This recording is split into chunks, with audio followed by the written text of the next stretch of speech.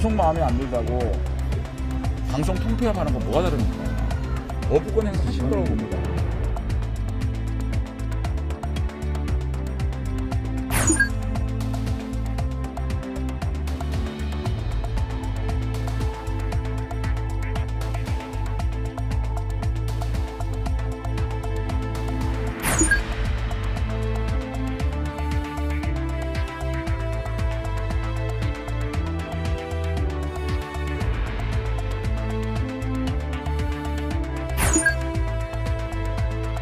창지대 그리고 산유국이 전쟁이 나니 지금 전 세계적인 인플레이션이 또 극심화되고 있고 그러다 보니까 물류 비용 더 들고 그러니까 악재가 겹치고 있는 상황에서 해소된 거는 별로 없다는 거죠.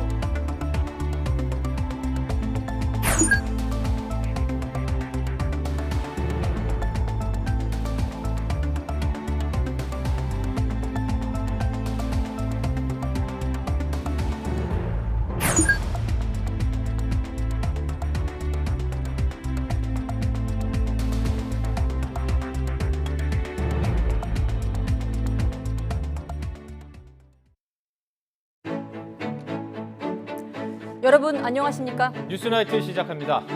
강행과 저지가 맞서면서 오늘도 국회의 밤은 혼란과 강대강 대치가 이어질 전망입니다.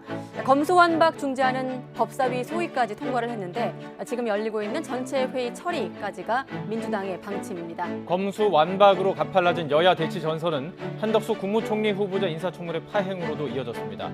둘째 날도 파행 반쪽짜리였는데 법정 시한을 넘겼습니다. 나이트 포커스에서 전국 진단과 분석 이어갑니다. 네, 뉴스나이트 오늘도 국회 법사위 회의실로 먼저 가보도록 하겠습니다.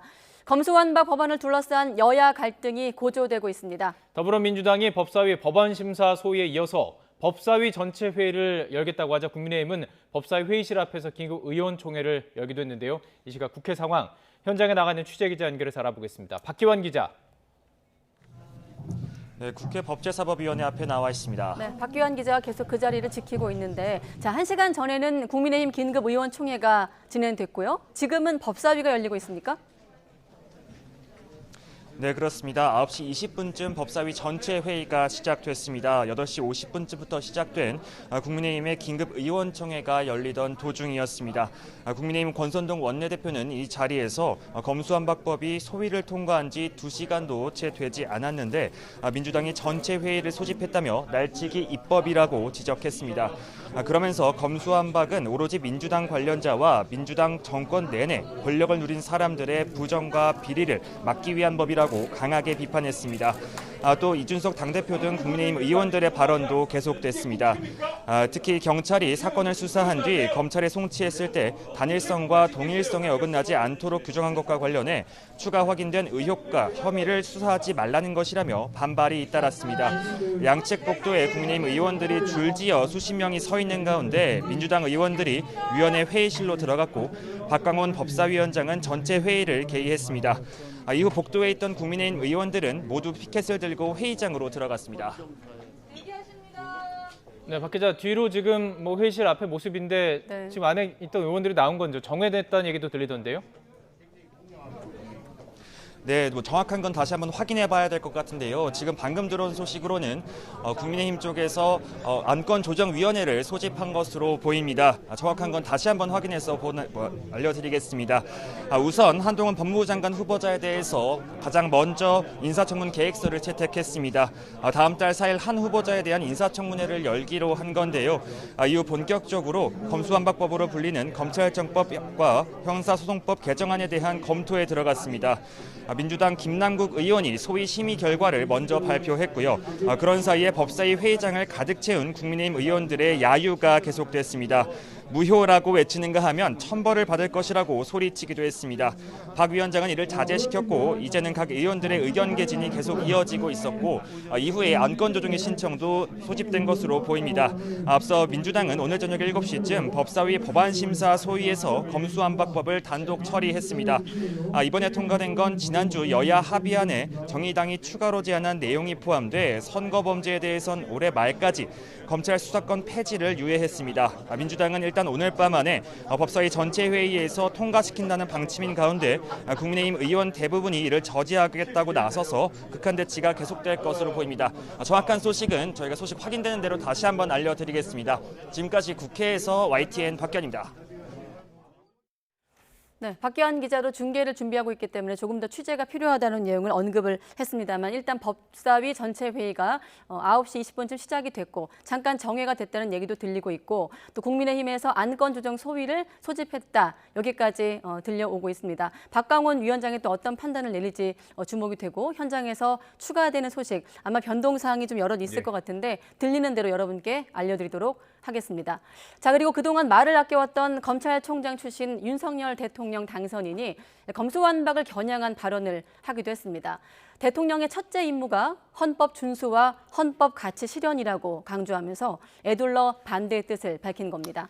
당선인 측은 동시에 문재인 대통령이 거부권을 행사할 거라는 말로 청와대도 압박하고 나섰습니다. 조은지 기자의 보도입니다. 약속과 민생의 행보 네 번째 지역으로 인천을 찾은 윤석열 당선인은 전통시장에서 느닷없이 헌법 준수를 외쳤습니다. 대통령의 첫째 임무는 이 헌법을 제대로 준수하고 이 헌법의 가치를 잘 실현하는 것입니다. 이렇게 해야 우리에게 미래의 번영과 발전이 있는 것입니다.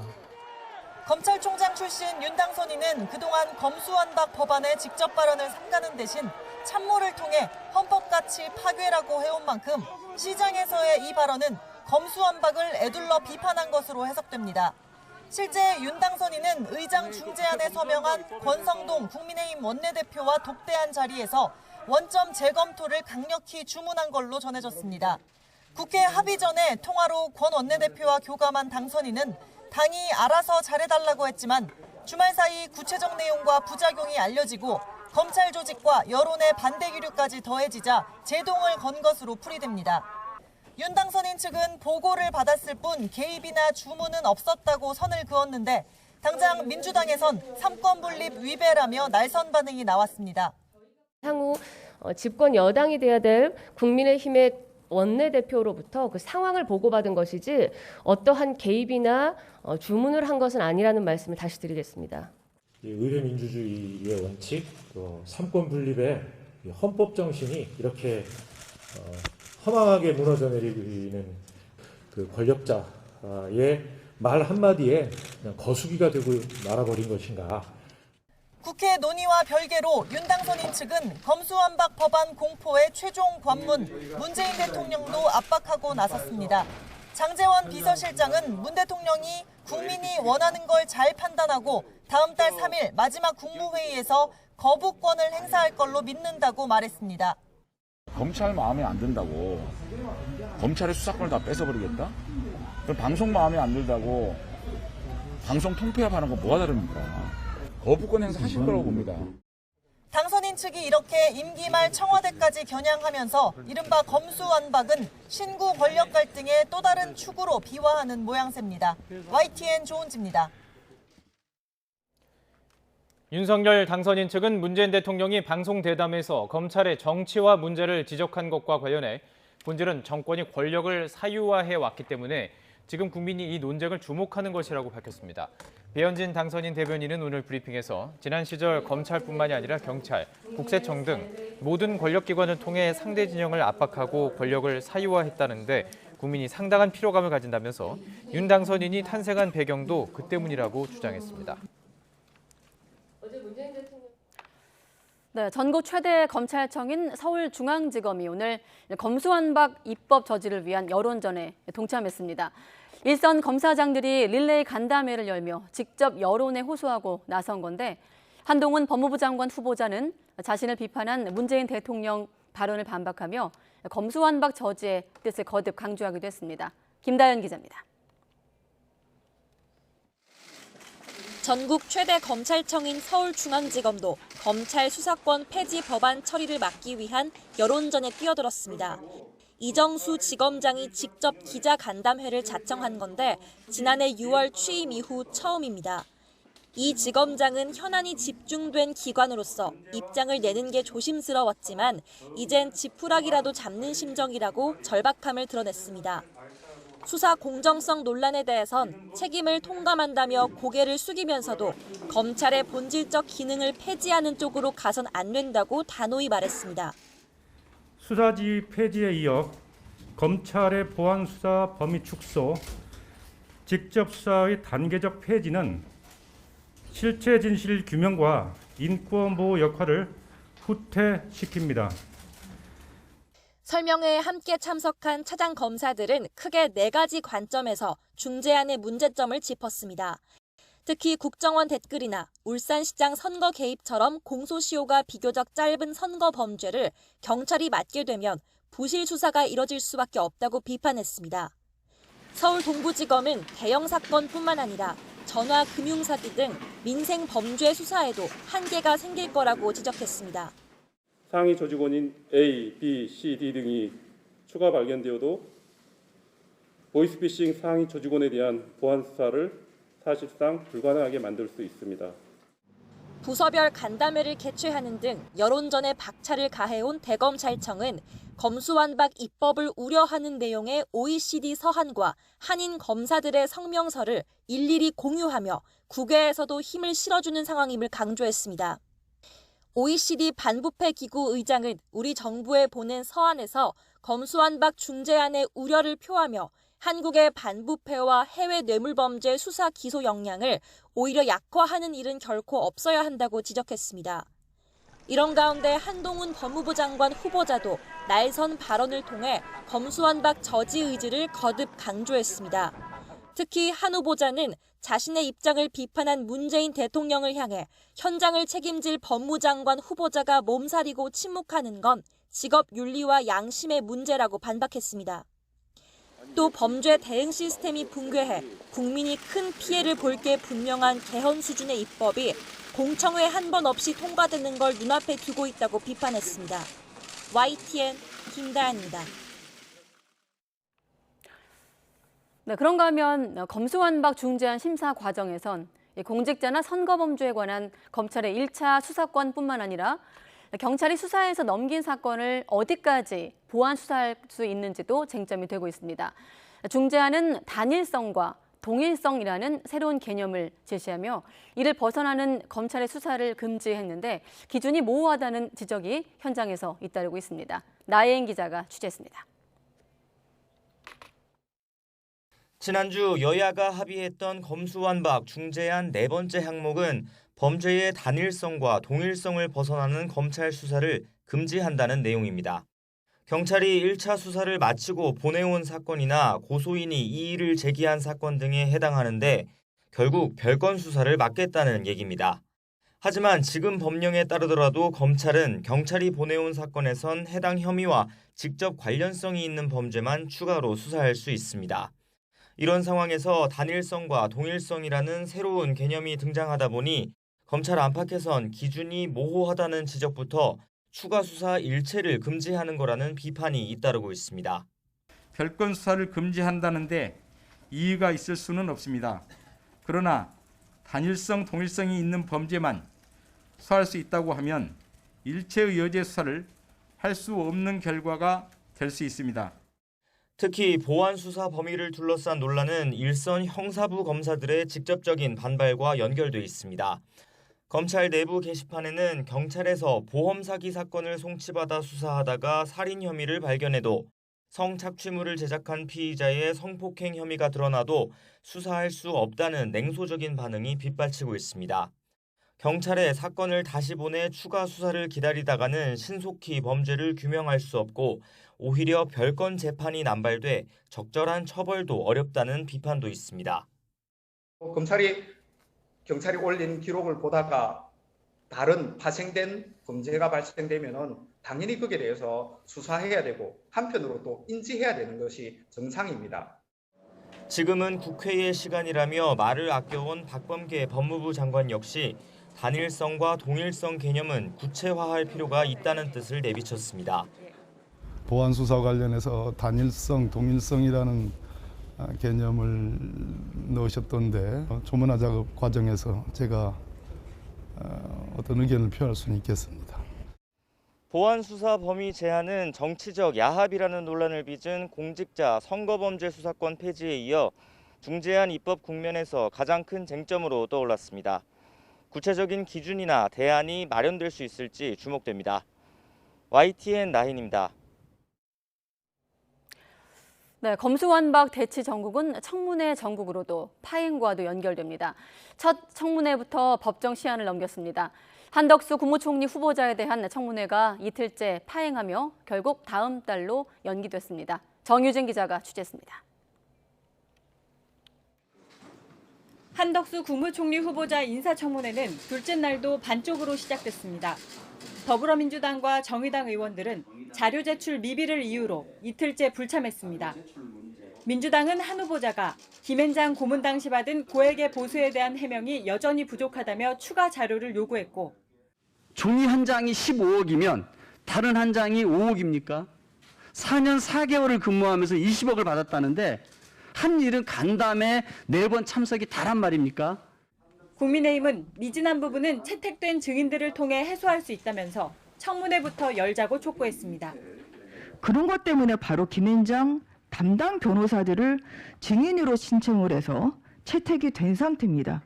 그렇기 때문에 부족한 점은 증인 채택을 통해서 증인신문을 통해서 밝힐 수 있다는 점을 다시 한번 말씀을 드리고, 결국 30분 만에 청문회는 마무리됐고 여야는 다음 달 2일과 3일 이틀에 걸쳐 다시 청문회를 열기로 합의했습니다. 첫 청문회부터 법정 시한을 넘기게 된 겁니다. 선서조차 하지 못한 한덕수 총리 후보자 청문회 파행은 새 정부 출범을 둘러싼 여야의 기싸움에 검수완박으로 가팔라진 대치 전선도 영향을 미친 것으로 분석됩니다. 향후 있을 다른 장관 후보자들에 대한 청문회 일정도 불투명합니다. 당장 이번 주 예정됐던 행안부, 국방부, 문체부 장관 후보자의 청문회 일정도 자료 제출 미비와 증인 출석 등을 이유로 줄줄이 연기됐습니다. 여야가 국회 인준 절차가 필요한 한덕수 총리 후보자에 대한 청문회 날짜를 다시 잡기는 했지만 자료 제출 공방이 반복될 수도 있습니다.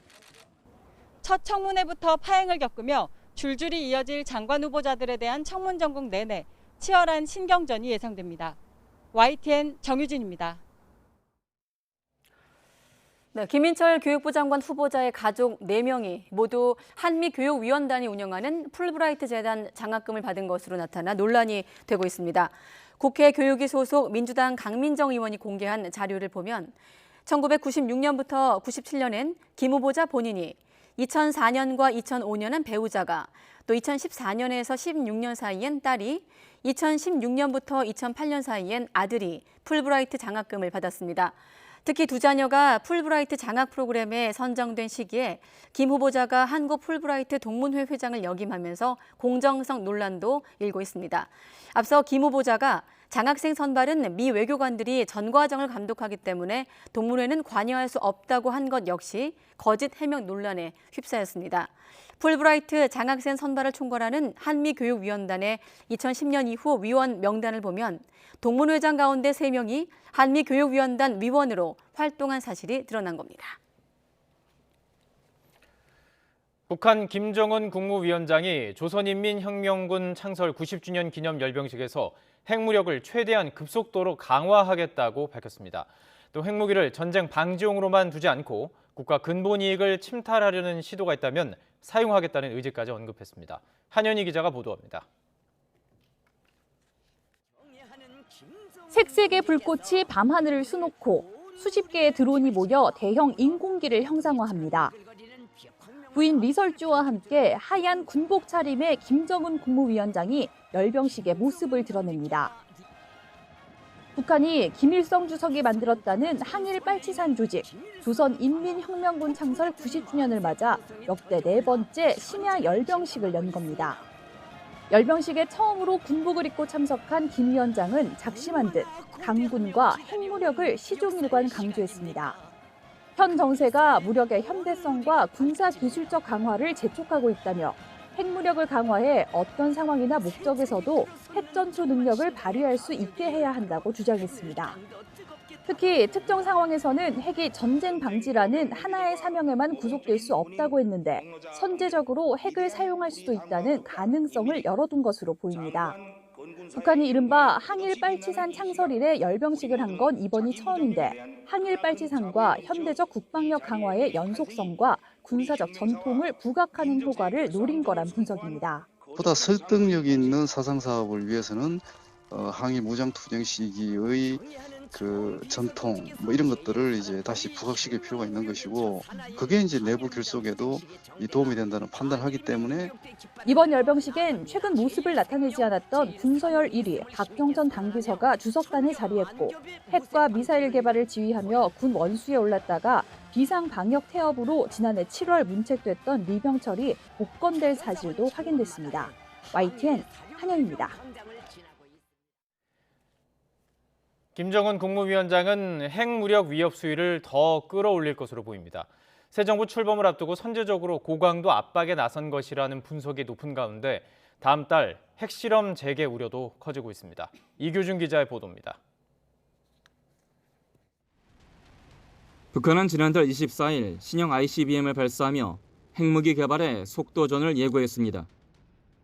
김여정 노동당 부부장이 지난 5일 담화에서 대남 핵무기 사용 가능성을 언급했고 16일엔 김정은 국무위원장 참관 아래 전술핵 탑재가 가능한 신형 전술 유도 무기를 시험 발사했습니다. 이번엔 김 위원장이 열병식 연설을 통해 직접 핵무력의 공세적 전환을 경고하고 나섰습니다.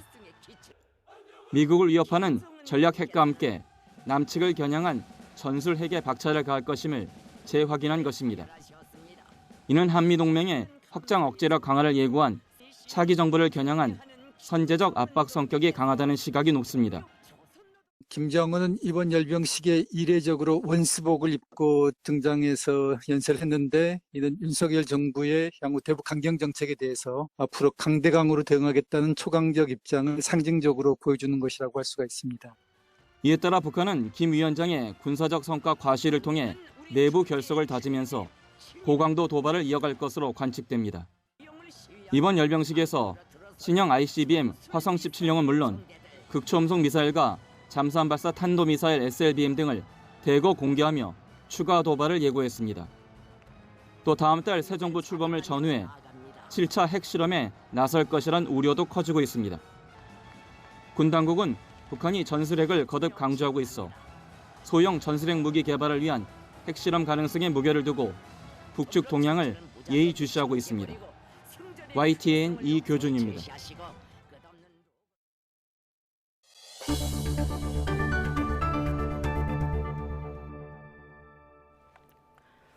코로나19 유행이 안정적으로 감소하면서 정부의 위험도 평가가 14주 만에 중간으로 내려왔습니다. 스텔스 오미크론보다 전파력이 빠른 하위 변이가 미국을 중심으로 퍼지고 있는데 국내에도 유입될지 방역 당국이 긴장하고 있습니다. 김평정 기자입니다. 코로나19 오미크론 유행이 감소하면서 위중증 환자 수도 줄고 있습니다. 주간 신규 위중증 환자는 한때 1,000명을 넘었다가 지난주 8주 만에 600명대로 내려왔습니다. 주간 사망자도 오미크론 유행이 한창이던 지난달 말에 2,500명까지 증가했다가 지난주에 1,100명대로 급감했습니다. 이렇게 유행 지표가 안정적인 방향으로 가면서 4월 셋째 주 코로나19 위험도는 14주 만에 중간 단계로 내려왔습니다. 다만 비수도권은 중환자 병상 가동률이 아직 40%를 넘는 점을 고려해 높음 수준이 유지됐습니다. 전반적으로 발생 지표가 감소세에 있으나 사망자 수는 여전히 1,000명 이상으로 유지되며 비수도권 병상 가동률이 높아서 비수도권에 대해서 높음으로 평가하였습니다. 지난주 국내 코로나19 신규 환자는 94%가 스텔스 오미크론에 걸렸습니다. 미국에서는 스텔스 오미크론보다 전파력이 20%가량 높다고 알려진 또 다른 하위 변이가 빠르게 번지고 있는데 최근 2주 사이에 검출되는 비율이 2.7배 높아졌고 뉴욕 중부와 인근 지역은 확진자의 90%가 이 변이에 걸린 것으로 확인됐습니다. 국내에서는 아직 이 변이가 발견되지 않았지만 방역당국은 경계심을 갖고 대비하고 있습니다. 다만 해외 사례를 볼 때 스텔스 오미크론 재조합 변이들이 기존 변이보다 전파력과 중증도 등의 큰 차이를 보이지 않아 크게 우려할 필요는 없는 것으로 평가했습니다. YTN 김평정입니다. 네, 그런 경계심 영향인지 실외 마스크 착용 해제 시점도 다음 달 초보다 늦어질 것으로 보입니다. 대통령직 인수위원회가 마스크 해제에 부정적인 데다가 방역당국도 현재 유행 감소세가 한두 달 뒤에는 정체될 수 있다면서 신중한 입장이기 때문일 텐데요. 네, 새 정부의 방역 정책은 내일 발표됩니다. 이영원 기자입니다. 코로나19 감소세는 당분간 유지될 전망입니다. 국내외 연구진들은 다음 달 하루 확진자가 지금의 절반 수준인 4만 명 미만까지 줄 것으로 내다봤습니다. 위중증 환자도 2주 뒤에는 500명 아래로 감소한다고 예측했습니다. 다만 한두 달 뒤에는 이런 감소세가 멈추고 유행이 정체될 수 있다고 우려했습니다. 시간이 경고에 따라서 면역력 약화와 변이 출현의 가능성으로 환자 수의 재증가 가능성이 있습니다. 재유행 가능성에 실외 마스크 착용 해제 시점도 늦춰질 것으로 보입니다.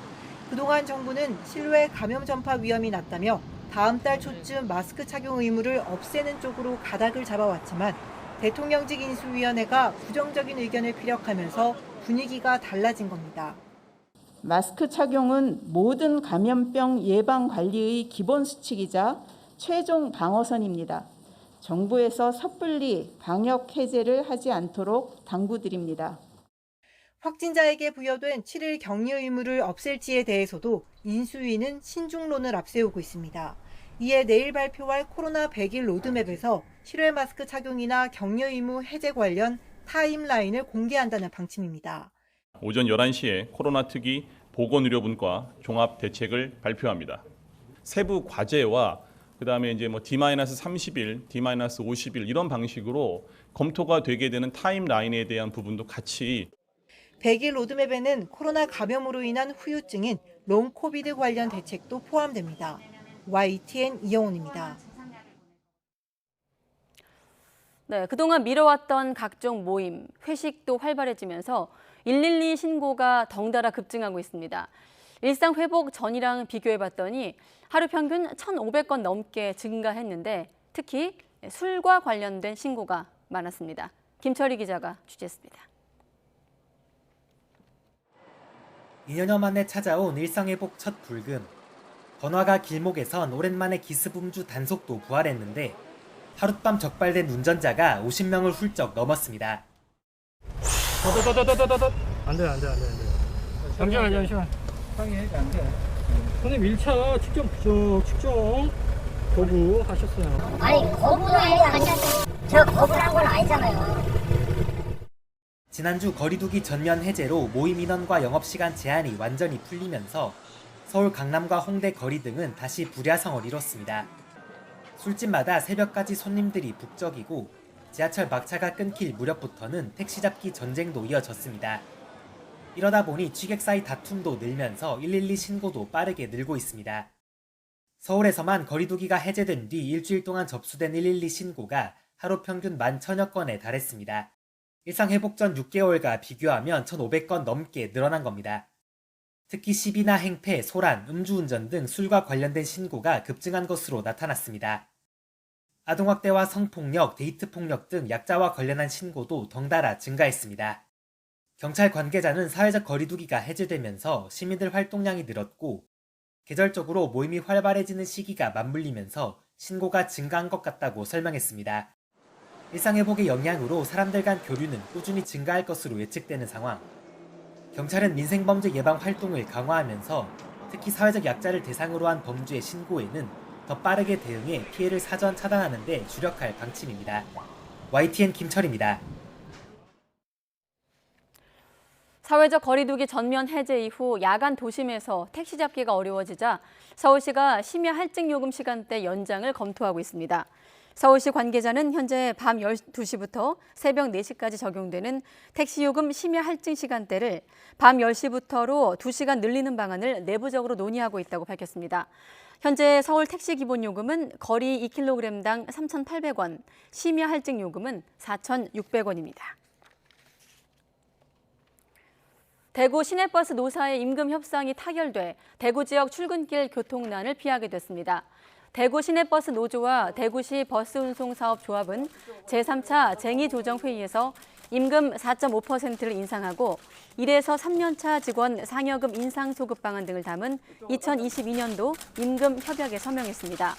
대구 시내버스 노조는 오늘 협상이 결렬되면 내일 새벽 4시부터 파업에 들어갈 예정이었습니다.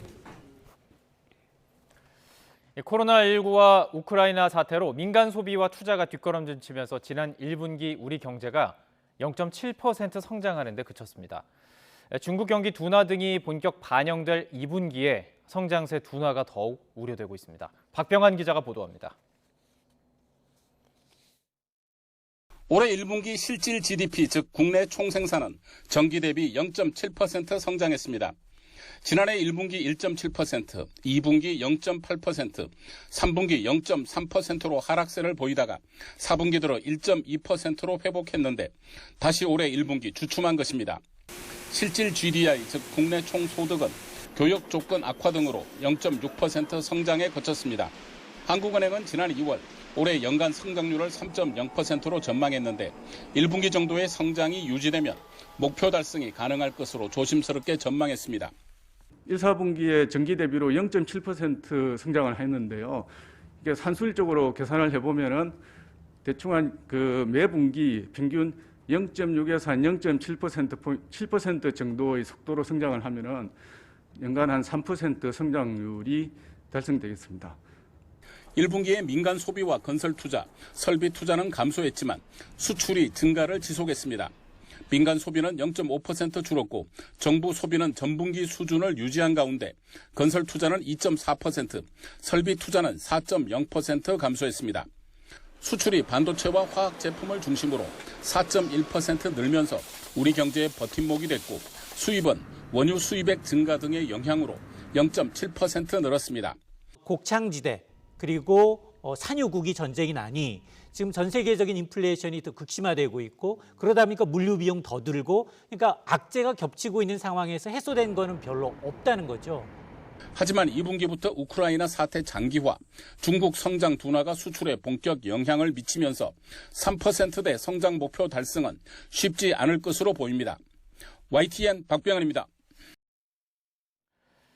부산 지역의 수건 사업이던 가덕도 신공항을 예산 14조 원을 들여서 2035년까지 개항한다는 정부의 밑그림이 나왔습니다. 그런데 논란도 예상되고 있습니다. 들어간 돈의 경제적인 효과를 계산한 비용 현인 분석이 있는데 1을 넘어야 하는데 절반 0.5밖에 나오지 않았습니다. 이처럼 경제성이 워낙 낮은 데다 예비 타당성 조사도 면제할 예정이어서 특혜라는 지적과 예산 낭비 논란도 이어질 것으로 보입니다. 이동우 기자가 취재했습니다. 지난 대선 과정에서 여야는 모두 부산 지역 수건 사업인 가덕도 신공항 추진을 약속했습니다. 사업의 경제성이 낮아도 예비 타당성 조사를 면제하겠다고 목소리를 높였습니다. 가덕도 신공항 기왕에 시작할 거면은 화끈하게 예타 면제시키겠습니다. 정부는 국무회의 의결로 13조 7천억 원을 투입하는 가덕도 신공항의 추진 계획을 확정했습니다. 활주로를 남북으로 설치할 경우 인구 밀집 지역에 소음 피해가 발생하는 점을 고려해 활주로를 동서로 해상에 배치하는 방식을 선택했습니다. 장래 확장 가능성이 있고 절치된 산지를 배후 부지로 활용할 수 있다는 설명입니다. 기획재정부는 예타 면제와 사업기획 적정성을 검토하고 국토부는 연내 기본계획 마련에 착수해 내년에 설계에 들어간다는 구상입니다. 순조롭게 진행될 경우 2025년 하반기에 착공해 2035년 6월 개항할 예정입니다. 가덕도 신공항 건설 사업은 안전과 품질을 최우선 가치로 적극 추진할 계획입니다. 향후 기본계획 수립 단계에서는 모든 가능성을 열어두고 사업기간 단축, 공사비 절감 방안에 대해서 적극 검토할 예정입니다. 하지만 정부의 추진 계획은 당초 예상보다 공사 기간이 길어지면서 사업비는 2배 가까이 늘어난 반면 예상 수요는 부산시 예측의 절반에 그쳤습니다. 또 비용과 경제적 효과를 계산한 비용 편익 분석이 1을 넘어야 경제성이 있는 것인데 이 사업은 0.5 정도에 불과합니다. 이후 지방선거를 앞두고 대표적인 표신잡기 정책이라고 볼 수밖에 없습니다. 이미 경제성도 낮고 주변 환경 문제와 소음 문제, 조류와 항공기 충돌 문제 등이 예상되는 사업입니다. 정부는 국토 균형 발전을 근거로 내세우고 있지만 가덕도 신공항 사업은 특혜와 예산 낭비 논란에 휩싸인 채 정치적 논리로 대규모 국책 사업이 졸속 추진되는 비판을 피하기 어려워 보입니다. YTN 이동호입니다. 거동이 불편한 90살 요양원 입소자가 같은 병원 입소자에게 폭행을 당하는 일이 일어났습니다.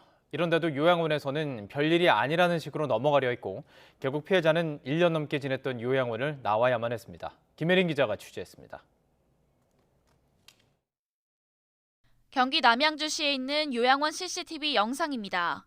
거동이 불편한 여성 입소자들의 방에 남성 입소자가 뒷짐을 진 채 들어섭니다. 맨 끝자리에 누운 90살 A 할머니에게 다가서더니 팔을 우악스럽게 잡아채고 비틉니다. 할머니가 버둥거리며 저항하자 가슴과 얼굴을 때리고 코와 입을 짓누릅니다. 폭행과 위협은 3분 넘게 이어졌고 뒤늦게 요양원 관계자가 말리면서 사태는 일단락됐습니다. 사건 당일 요양원은 할머니 자녀들에게 치매 환자가 팔을 비틀었을 뿐 별일은 아니었다는 식으로 설명했습니다.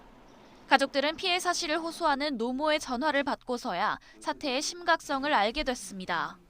별일 아니다. 걱정하지 말고 어머니가 경찰에 신고를 자꾸 해달라는데 신고를 한 걸로 하고 엄마를 좀 안심시키면 안 되겠느냐. 당장 여기서 죽을 것 같고요. 너무 무섭다. 옮겨달라.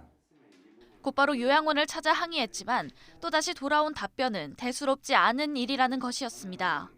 요양원이 노모를 다른 방으로 옮기는 것 외에 별다른 조치를 취하지 않자 자녀는 또 다른 피해를 우려해 요양원을 떠나야 했습니다. 저게 뭐 별거냐. 그러면 지금 폭력이 있고 그런 건 뭡니까? 폭력이 있었어? 잘 못 봤네? 이제 말을 그런 식으로 바꾼 거예요. 요양원 측은 오히려 협박을 당했다고 주장합니다.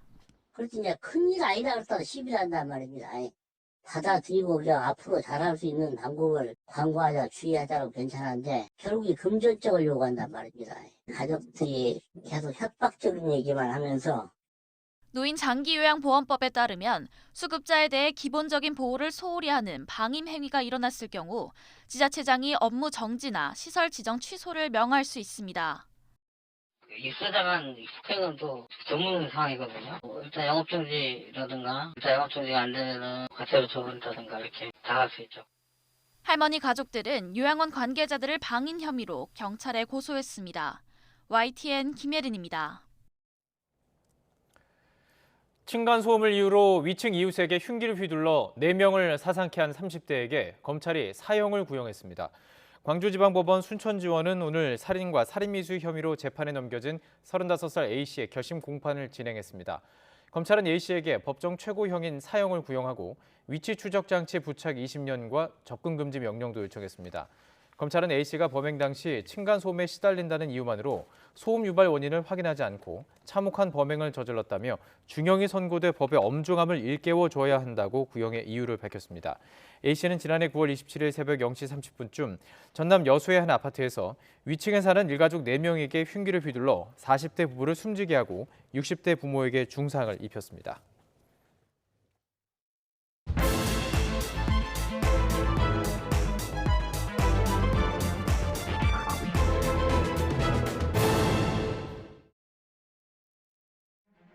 대통령의 첫째 임무는 이 헌법을 제대로 준수하고 이 헌법의 가치를 잘 실현하는 것입니다.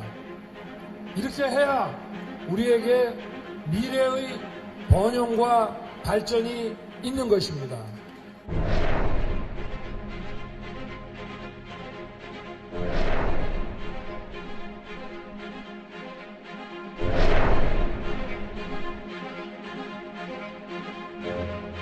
이 검수완박법 처리 과정에서 저희 판단 미스 또 그로 인한 여론 악화 이런 부담을 당에게 지우고 또 의원 여러분들에게 그러한 부분에 책임을 전가시켜서 대단히 죄송하다는 말씀을 드리겠습니다. 검찰 마음에 안 든다고 검찰의 수사권을 다 뺏어버리겠다? 그럼 방송 마음에 안 든다고 방송 통폐합하는 건 뭐가 다릅니까? 거부권 행사하실 거라고 봅니다.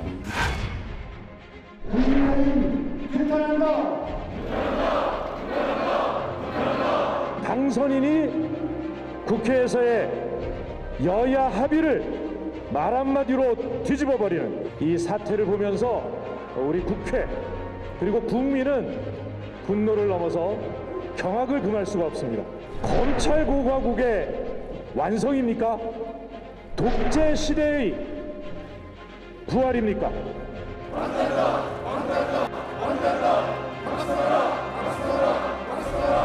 선거 본대와 공직자 본대가 포함되지 않는 한 우리는 합의 처리할 수 없다는 것이 저희당의 입장이고, 민주당이 일방적으로 강행 처리할 경우에 필리버스터 등 모든 수단을 사용하겠다는 것이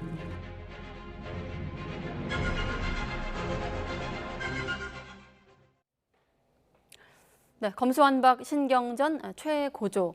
이 검수완박 법안을 놓고 여야 갈등이 다시 격화하고 있는 가운데 윤석열 대통령 당선인이 헌법을 강조하고 나서기도 했습니다. 민주당은 검수완박 법안의 4월 입법 마무리를 위해 속도를 내고 있는 상황입니다. 나이트 포커스 오늘은 전혜연 시사평론가, 이종훈 정치평론가 두 분 나오셨습니다. 안녕하십니까? 안녕하세요. 안녕하십니까?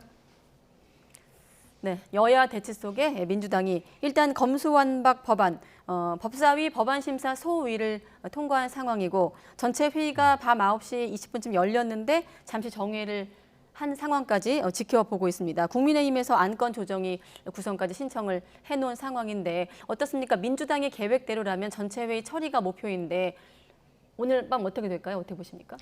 예, 일단 현지 언론을 통해서 공개된 내용을 보면 정의당이 주장했던 중재안이 반영이 된 것으로 보입니다. 가장 논란이 됐던 부분이 이 선거와 관련된 부분인데요. 지금 나온 내용을 보면 선거에 관한 부분은 어쨌든 6일 지방선거 이후까지 검찰에 수사권을 주는 방안, 즉 올해 말까지는 유예하는 방안이 포함된 것으로 알려져 있습니다. 그렇다면 이게 정치인들에 대한 방탄용이냐라는 비판은 일부분 수용을 해서 중재안이 마련됐다라고 일단 볼 수 있고요. 네. 두 번째로 그동안 우리가 이게 만약 필리버스터까지 갔을 경우에 어떻게 될까 정의당이 굉장히 중요하다라고 봤었는데 정의당의 중재안이 받아들여진 거라든가 지금 입장을 보면 정의당에서도 민주당과 뜻을 같이 할 가능성이 높아졌습니다. 따라서 지금과 같은 상황이라면 오히려 법안 통과 가능성이 더 높아지지 않을까 이런 생각이 듭니다. 뭐 민주당은 처음부터 어차피 처리하려고 했던 거 아니겠습니까? 그래서 네. 뭐 중재안이든 어찌됐건 원안이든 그대로 처리하겠다. 시한 내 처리하겠다라는 게 목표입니다. 그러니까 민주당에게 중요한 것은 그야말로 시한인 거죠. 그래서 이 문재인 대통령 재임 기간 중에 어찌됐건 이 법 발효까지 다 끝내겠다. 이제 이런 그 의지이기 때문에 그 일정대로 그대로 가는 거고요. 여기에서 이제 그 국민의힘 같은 경우에는 이제 중재안을 수용을 하면서 일단 좀 지연 전술을 좀 썼던 것 같아요. 그러니까 지연 이후에 무산 이런 이제 그 단계적 접근법을 이제 일단은 취할 수밖에 없었던 것 같고 그런 상태에서 이제 중재안 수용 관련해서 또 당내에서 또 예상치 못한 그런 또 이제 논란이 일면서 이 지금 지연 전술도 여의치 못하게 된 그런 그 상황이 돼버린 것 같아요. 그래서 결국은 민주당이 강행 처리하는 쪽으로 그냥 그대로 좀 흘러가는 그런 상황인데 이제 남은 건 그야말로 이제 마지막 수단 필리버스터밖에 없는 그런 상황인데 이 부분 관련해서는 지금 민주당이 이제 그야말로 또 꾀를 또 한번 낸 거죠. 그래서 정의당의 그 선거 관련한 그 부분 수용함으로 해서 정의당도 일단 우리 편으로 끌어들인 겁니다. 자, 그래서 필리버스터를 저지할 수 있는 의석수 확보에는 일단 좀 성공한 것으로 그렇게 보입니다. 180석 네, 얘기하신 그렇습니다. 거고 그건 이제 예. 본회의 상황을 말씀하시는 거죠. 네, 그건 잠시 뒤에 또 여쭤보기로 하고 앞서 그 잠시 법사위 현장 모습도 나왔는데 국민의힘 같은 경우는 회의장 안을 가득 메우면서 무효를 외치는가 하면 좀 더 거칠게 뭐 천벌을 받을 것이다 이렇게 반발하기도 했거든요. 자, 그럼 여기서 결사 저지에 나선 국민의힘 입장까지 포함해서 양측 입장을 한번 들어보겠습니다. 국회의장께서 그동안 자신의 최종 중재안을 수용한 정당과 입장을 같이 해서 국회 의사 일정을 추진하겠다라고 국민들께 공언하신 만큼 이제는 의장께서 약속을 지키실 시간입니다. 그리고 내일 본회의 소집해서 이제는 뚜벅뚜벅 한 걸음씩 약속대로 국민들 앞에서 처리해 나가겠습니다. 정의당에서 오늘 또 새로운 제안을 내놓으셨습니다. 정의당의 뜻이 국민의 뜻과 부합한다면 또 이번 합의사항과 뜻을 같이 하는 거라면 열어놓고서 이런 판단을 해 나가겠습니다.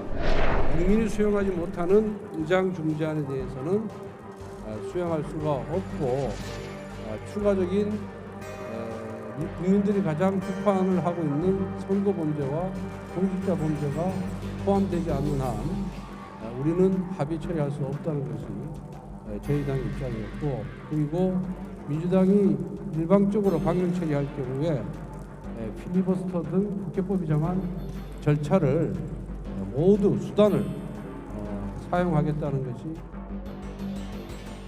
네, 권성동 원내대표 발언 속에서는 모든 수단을 사용하겠다, 필리버스터 포함해서 그 발언이 눈에 띄고, 박홍근 원내대표 같은 경우는 지금 의장께서 약속을 지키실 시간입니다. 박병석 의장을 향해 어떤 메시지를 남기기도 했는데 하나씩 여쭤보죠. 앞서 그 평론가님께서 정의당이 제안한 조정안을 좀 소개하셨는데, 여야 합의안, 지난주 나왔던 여야 합의안에 정의당이 이제 추가로 제안한 내용이 포함됐는데, 선거 범죄에 대해선 이제 올해 말까지 검찰의 수사권을 폐지하는 것을 유예한 것 아니겠습니까? 여기에 대해서 국민의힘 법사위원이 전주의 의원이 회의 중 나오면서 반발을 하기도 했고, 어떻게 보십니까? 예, 그런데 저희가 좀 주목해야 될 부분이 있습니다. 지난 주말에 국회의장이 마련한 중재안을 민주당이 단독으로 지금 추진하는 것은 아니고요. 당시에 국민의힘에서 의원총회를 통해서 추인까지 받아서 여야 합의안이 만들어진 상황입니다. 그래서 지금 국민의힘에서 여러 가지 반발이 나오는 것은 당 내부의 반발인 것이지, 의원총회 안을 최고위원회에서 뒤집고 다시 이렇게 전면적으로, 그러니까 재검토하는 쪽으로 가자는 게 과연 맞는지 저는 좀 생각이 들고요. 두 번째로 정의당에서 사실 그동안 굉장히 고민이 많았는데, 지난주 돌아보면 국회의장 안에 대해서 찬성한 것은 국회에서 사법개혁 특위를 통해서 더 논의를 한다라는 점에 방점을 두었던 것이고, 또 주말 안에 또 합의된 중재안을 보면은 가장 국민적인 시각에서 공감대를 얻을 만한 방탄용이라는 부분에 대해서 지금 6일 지방선거까지 어쨌든 검찰의 수사권을 남겨둔 것이잖아요. 여러 가지 저는 보완책을 그래도 마련하려고 민주당에서 봤기 때문에, 국민의힘에서 이렇게 좀 반발을 하려면 그러면 그동안의 합의안에 대해서 우리가 파기한 것에 대한 입장도 명확히 밝히는 것이 맞지 않나, 그렇게 해석을 합니다. 네, 그래서 민주당 의총 자리에서도 박지원 공동 비대위원장이 국민의힘의 이번 중재안 재협상 요구에 작심 비판을 쏟아내기도 했습니다. 뭐라 그랬냐면, 이번 사태 배후에는 윤석열 당선인이 있다. 또 한동훈 후보자가 움직이고 이준석 대표가 아바타다라는 좀 거친 표현을 내기도 했고, 지금 평론가님께서도 이번 중재안 어떤 파기를 깬 것에 대해서 지적을 하셨는데, 앞서 권성동 원내대표 얼굴도 지나갔습니다만은 평론가님 어떻게 보십니까? 일단 뭐 여야 합의안을 이제 파기한 부분은 뭐 어느 당이 그런 결정을 내렸건 그거는 조금 좀 문제가 있다라고 저는 생각을 해요. 그러니까 원내대표가 이제 그런 정도까지 중재할 능력이 없거나 또는 그런 정도의 중재와 관련해서 당에서 그 인정을 안 해줄 정도라 그러면 그건 좀 문제가 아닌가 이런 생각이 들고, 그런 점에서 일단 중재안이 나온 상태에서는 그 중재안을 중심으로 해서 그 다음 전략을 지금 수립하는 게 더 옳지 않았나 이렇게 좀 생각을 해요. 그런데 이제 그 국민의힘 내 국민의힘 특히 현재 지도부 그리고 당선인 측에서는 차라리 이걸 강행 처리하도록 내버려 두는 편이 정치적으로는 더 유리하다 이런 판단도 좀 작용을 하는 것 같습니다. 그래서 어찌됐건 우리는 끝까지 반대를 했고 저쪽은 좀 무리해서 강행 처리를 결국 한 거고, 그래서 역풍이 저쪽으로 이제 불기를 좀 기대하는 그런 그 좀 정치적 판단 이런 것이 좀 작용하고 있는 게 아닌가. 이렇게 좀 생각을 합니다. 네, 권성동 원내대표 같은 경우도 자신의 판단 미스라는 표현을 쓰면서 당에 부담을 줬다면서 이제 의총 자리에서 공식 사과하기도 했거든요. 중재안 재논의로 어쨌든 권 원내대표 체면이 좀 타격을 받은 것도 사실인데요. 어떻게 보십니까? 그렇습니다. 근데 권성동 원내대표뿐만 아니라 이준석 대표와 권성동 원내대표 향후 여당을 이끌게 될 이른바 투톱 지도부 간의 소통이 잘 되고 있느냐가 좀 저는 의문입니다. 한쪽에서는 의총까지 열어서 중재안을 수용했는데 한쪽은 또 한동훈 법무장관 후보자와 통화했다는 사실이 알려지면서 또 제동을 걸고 국민의힘 지도부는 내부에서 서로 논의가 안 된다는 것인지 좀 의문이 들고요. 또 하나는 이 제왕적 대통령이다, 소통령이다 이런 말을 나오는 맥락을 좀 봐야겠습니다. 어쨌든 한 명 한 명이 헌법기관으로 벌리는 의원들이 모여서 의원총회를 통해서 추인해서 여야가 마련한 합의안에 대해서 윤석열 대통령의 당선인의 어떤 의중이 반영됐다는 논란이 일고 있거든요. 굉장히 이례적인 일입니다. 그렇다 보니 제왕적 대통령제라는 말이 다시 나오는 것이고요. 그리고 이준석 대표는 차기 여당의 대표가 될 인물인데 한동훈 법무부 장관 후보자, 즉 행정부를 담당하게 될 그런 인물에게 전화를 해서 자문을 구했다는 것이 단순히 이것을 법적인 부분에 대해서 물어보려고 한 것인지 아니면 소통령 논란에 더 붙이기라는 결과를 가져오려는 건지 그런 부분에서 좀 논란도 있지 않을까 생각이 듭니다. 네, 자 그럼 다시 이 입법 과정을 잠깐 얘기로 돌아와서 지금 민주당 같은 경우는 전체 회의 통과가 이제 오늘 시점에서는 목표이고 내일은 이제 본회의를 거쳐서 그런 계획들을 잡아놓고 있는데 일단 지금 시점에서는 국민의힘이 검수완박 법안 관련해서 안건 조정위를 요구한 상황이거든요. 이를테면 이제 시간 지연 전략 중에 하나일 텐데 이 부분을 좀 설명해 주시고 내일 본회의 같은 경우도 앞서 잠시 설명하셨습니다만 국민의힘 같은 경우는 필리버스터 어떤 계획을 갖고 있거든요. 무제한 토론 어떻게 전망하십니까? 그러니까 이건 뭐 지연 전술인 동시에 또 이제 명분 다툼이기도 하죠. 그러니까 서로가 지금 명분을 득하기 위해서 좀 굉장히 치열하게 신경전을 좀 펼치고 있는 겁니다. 왜냐하면 과연 후폭풍이 어느 쪽으로 불 거냐의 문제거든요. 이게 어느 쪽으로 부느냐에 따라서 이게 지방선거에까지 영향을 미칠 수 있기 때문에 최대한 자기 쪽으로 안 불게 하기 위해서 지금 명분을 획득하기 위해서 애를 지금 쓰고 있는 그런 그 형국이다. 그런데 중재안과 관련해서 사실은 그 내부에서 약간 좀 조율이 안 된 그런 그 일련의 행보가 나오면서 네. 사실은 본질이 조금 흐려지면서 그것이 좀 부각이 되는 그래서 그것이 민주당으로부터 이제 공격을 할 수 있는 근거를 제공하는 그런 약간 전략적인 실패가 국민의힘 쪽에 좀 있었던 게 아닌가 이런 생각이 좀 들고요. 네. 자, 그런데 이 문제는 국민의힘의 전략적 실패 여부하고 좀 무관하게 판단 내려야 될 문제다 이렇게 생각합니다. 그러니까 이 검수완박 입법이 과연 지금 이 시점에 처리하는 것이 온당한가라고 하는 본래 그 이제 의문점, 이 의문점을 우리가 절대로 잊어서는 좀 안 되는 상황이다라고 생각을 하고요. 지금 보니까 오늘 그 법사위 법안심사 소위에서 뭐 정의당 안을 일부 좀 수용을 했다고는 하는데 선거 관련한 안 네. 내용 좀 수용했고 그러면서 동시에 또 이 독소 조항으로 지적됐던 것을 또 여전히 또 다시 또 부활을 좀 시킨 게 또 있어요. 그러니까 검찰이 보완 수사할 수 있는 부분을 또 상당히 좀 위축시키는 그런 조치를 또 보이지 않게 또 이렇게 몰래 또 처리를 했던데. 그러니까 이게 결과적으로 보면 박병석 의장의 중재안보다 다시 도로 원안으로 되돌아간 그런 부분도 지금 존재하는 겁니다. 이게 좀 상대적으로 지금 이제 아직까지 정확한 내용이 안 알려지면서 보도를 좀 덜 타고 있긴 한데 네.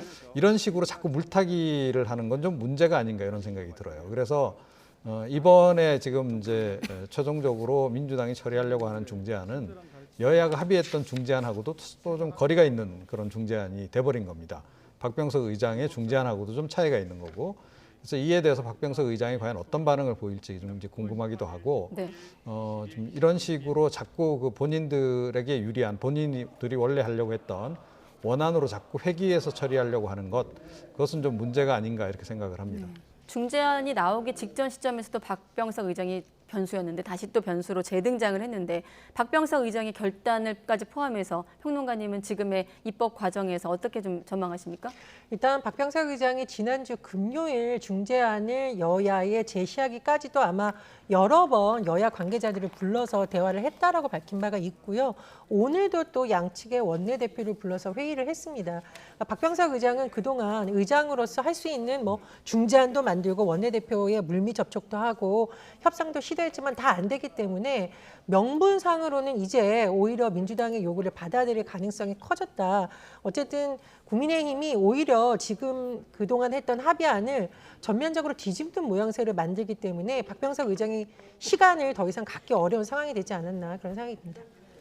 네, 이번 검수완박 논란 관련해서 정권 교체기의 어떤 갈등의 한 축으로 또 꼽히고 있지 않습니까? 그렇다 보니 이제 문재인 대통령도 이 부분에 대해 좀 말을 아끼고 있는 상황이고 당선인 역시 이 문제에 대해서 좀 말을 아꼈는데 이 문제 관련해서 헌법 준수를 언급하면서 에둘러 비판하는 모습을 보이기도 했습니다. 어떤 얘기를 했을까요? 들어보시죠.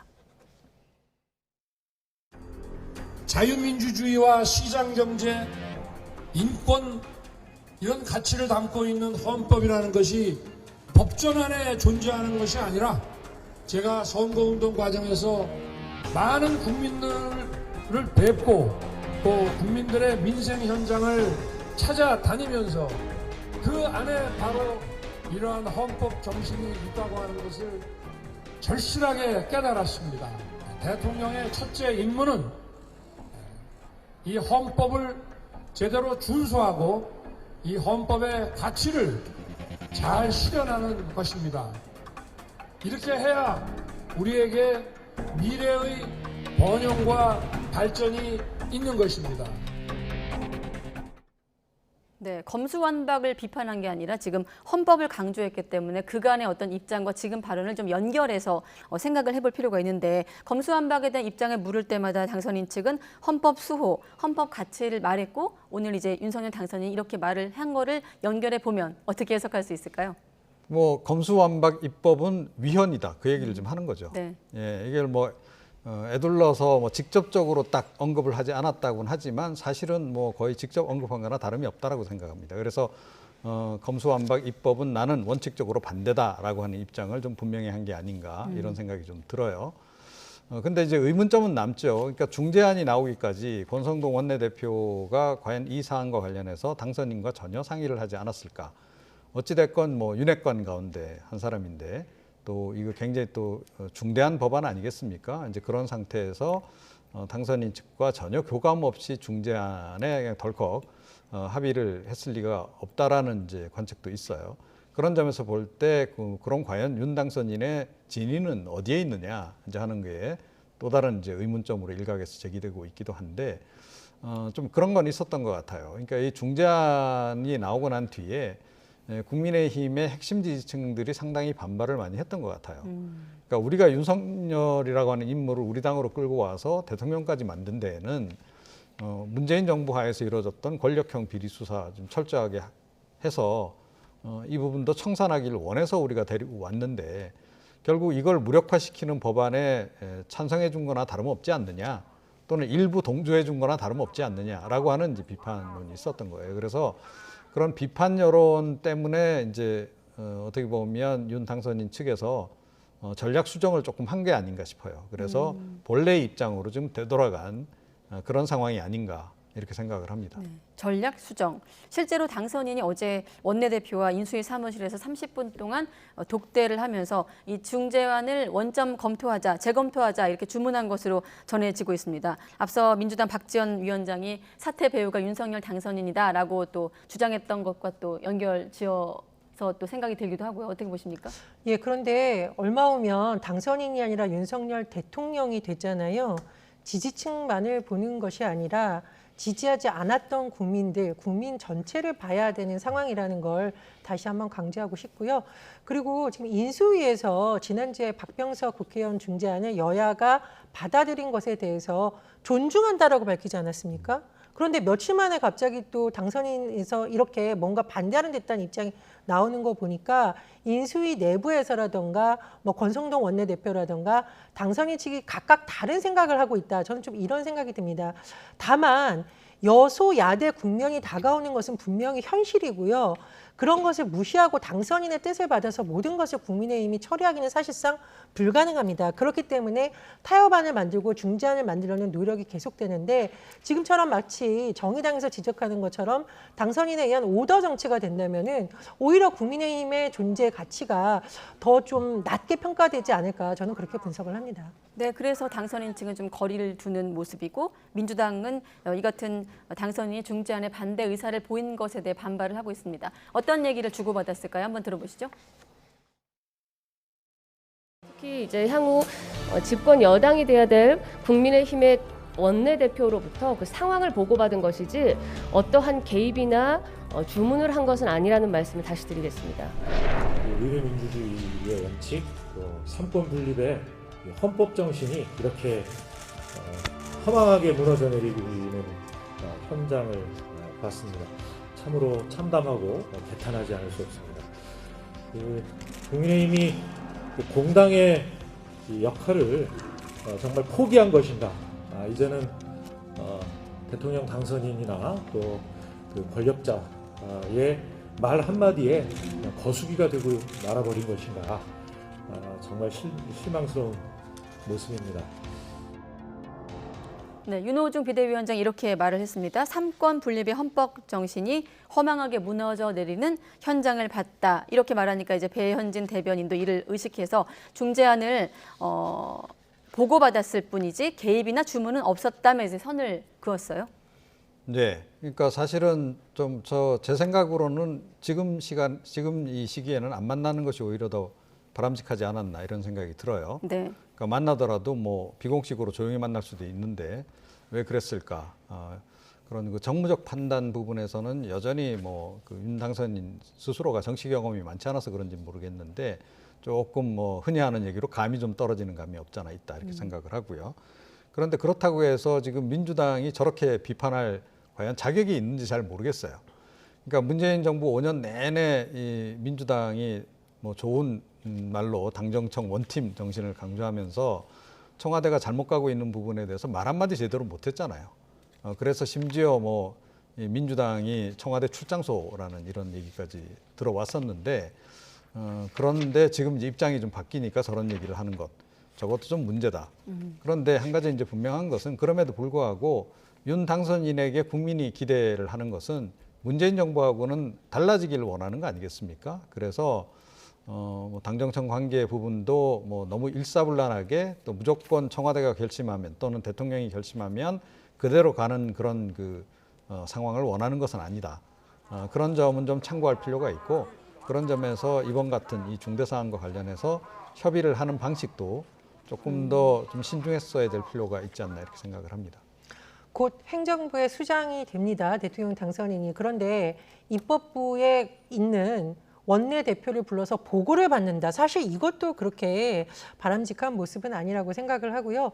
두 번째로 최근에 국민의힘 김용태 최고위원이 정호영 보건복지부 장관에 대해서 여러 번 비판적인 발언을 한 적이 있습니다. 저는 그나마 청년 최고위원이니까 이런 발언을 한 것이 아닐까 생각이 드는데 지금 인사도 그렇고 여러 가지 하는 데 있어서 당선인의 독자적 판단으로 인해서 국민의힘이 좌지우지 되는 건 아니냐라는 우려도 제기되고 있습니다. 그러니까 원팀이 돼야 될 때는 원팀이 돼야겠죠. 서민 민생을 안정시킨다거나 이럴 때 입법으로 보완해야 될 점이 있다면 그건 원팀이 돼야겠지만 지금처럼 이런 상황인 데서 마치 당선인의 입김 한마디로 모든 것이 다 일사불란하게 움직이는 것처럼 보이는 모습이 과연 좋은 모습인지에 대해서 좀 의문이 있고요. 특히나 국회에서 협치가 매우 중요합니다. 그러면 국민의힘과의 의사소통도 중요하지만 이제 거대 야당이 될 민주당에 대해서도 어떤 설득과 어떤 관계를 설정할지가 매우 중요한 시점이거든요. 정부 출범 전부터 이렇게 극한의 대치 상황을 보이는 것은 지방선거에서 지지층을 모으는 데는 일부 효과가 있을 수 있지만 국민통합이라는 대통령이 가진 큰 과제 측면에서는 그리 맞지 않다라고 생각이 듭니다. 네, 검수완박 입법 과정 일단 전체회의, 법사위 전체회의 그리고 본회의 내일 본회의를 이제 앞두고 있는데 사실 검수완박 관련해서 최종 관문은 5월 3일 국무회의가 아니겠습니까? 그래서일까요? 당선인 측이 문재인 대통령이 거부권을 행사할 거란 말로 청와대를 겨냥하고 압박하기도 했습니다. 들어보시죠. 검찰 마음에 안 든다고 검찰의 수사권을 다 뺏어버리겠다? 그럼 방송 마음에 안 들다고 방송 통폐합하는 거 뭐가 다릅니까? 국민들이 검찰의 수사권을 갖다가 없애는 거에 대해서 찬성을 합니까? 반대가 더 많잖아요. 국민들이 찬성하는 것도 아니고 이렇게 형사사법 체계를 이렇게 흔들어 놓는 거를 이렇게 졸속으로 문재인 대통령 임기 말기에 해야 되는 건지 이게 과연 국민의 뜻인지 묻지 않을 수가 없어요. 거부권 행사하실 거라고 봅니다. 네, 일단 문재인 대통령을 향해서 거부권을 행사할 거라고 본다라는 말과 함께 검찰의 수사권 뺏기가 방송 통폐합과 뭐가 다르냐라는 말을 했는데 어떻게 이해를 해야 될까요? 네, 뭐 말은 맞는 말이다라고 생각합니다. 그러니까 저도 지금 뭐 이 임기 말에 검수완박 입법을 추진하려고 하는 것 절대로 좀 건너서는 안 될 강을 지금 건너는 거다라고 저는 생각을 하고요. 그러니까 우리나라 사법 체계를 뭐 흔드는 거다라고 이제 장제원 의원이 지적했는데 저 역시 맞는 말이다라고 저는 생각을 하고 그런데 문재인 대통령도 결국 그 강을 건너기로 지금 결심한 것 같아요. 좀 어제 그 뭐 인터뷰 내용 보니까 검수완박 입법 특히 중재안 관련해서는 별 이견이 없는 것으로 그렇게 지금 이야기를 하고 있기 때문에 그걸 기준으로 해서 이제 민주당이 통과를 강행한다라고 이제 했을 때 거부권을 행사할 가능성이 지금 굉장히 낮아진 상태가 아닌가 그렇게 좀 생각을 하고 저는 민주당이 설령 그렇게 가더라도 문재인 대통령이 거부권을 행사하는 것이 맞다라고 저는 생각을 했어요. 그게 본래 본인이 젊은 시절부터 노무현 전 대통령과 함께 하려고 했던 검찰 개혁의 기본 방향에 맞는 것이다, 기본 정신에 맞는 것이다라고 이제 생각을 했는데 사실은 문재인 정부 내에서 이루어진 검찰 개혁 상당수도 본인들의 초심하고는 상당히 거리가 먼 결정들을 많이 내린 그런 그 상황이었는데 이번에도 결국 이 강을 좀 건너고 만다면 검찰 개혁이라고 하는 그 대의명분이 결국은 상당히 손상될 수밖에 없을 것이다 이렇게 생각하고 이 문제가 사실은 거기서 그치지 않는다는 데서 문제가 좀 큰 거죠. 국민들의 실생활, 특히 민생과 관련해서 아마 엄청난 영향을 좀 많이 미칠 것이고 제가 보기엔 이번 강행 처리하고 나면 민주당이 불과 1년도 안 돼서 아마 후회를 하게 될 거다라고 생각하고요.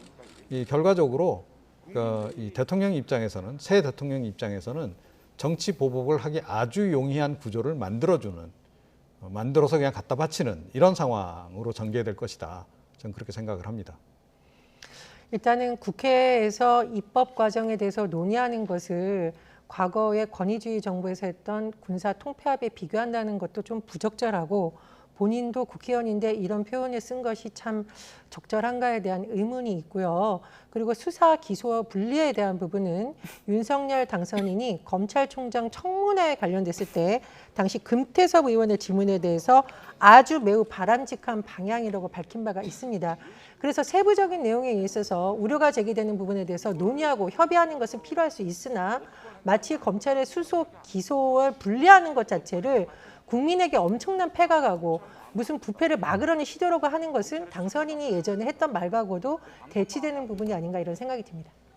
네. 자, 아무튼 이 검수완박 대치 전국 전선을 짚어봤는데 이 같은 분위기는 인사청문회 파행과도 연결지어 볼 수가 있겠습니다. 새 정부 내각의 첫 단추라 할 수 있는 한덕수 국무총리 후보자 인사청문회가 이틀 연속 파행이 됐거든요. 네. 그러니까 이제 조금 전에 검수완박 입법 관련해서는 국민의힘이 지연 전술을 썼다면 이 사안 경우에는 이제 민주당이 지연 전술을 쓰는 거죠. 왜? 최대한 이 인사청문 전국을 지방선거 때까지 끌고 가고 싶은 겁니다.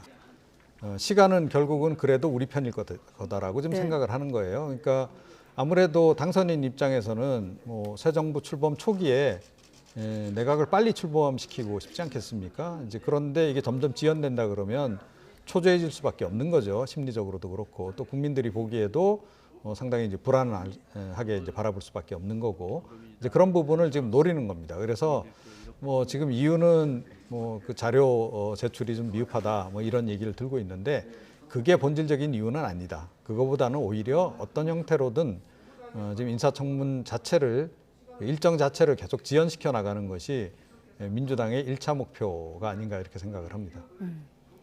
글쎄 제가 보기에는 민주당이 어떤 전략을 가졌든 간에 총리는 굉장히 중요한 직책이고 특히 한덕수 총리 후보자에 대해서 이른바 이해충돌 의혹이라던가 론스타와 뭐 일정 부분 연관이 있다고 의혹이 되는 김앤장과 관련된 고액 고문료 부분은 해명이 돼야 될 부분이죠. 그런데 언론 보도를 보면 다른 건 둘째 치더라도 25일 뒤늦게 어떤 국회에 제출된 자료가 A4 용지 3장이고 관련 업무를 기술한 것은 딱 4건이라고 합니다.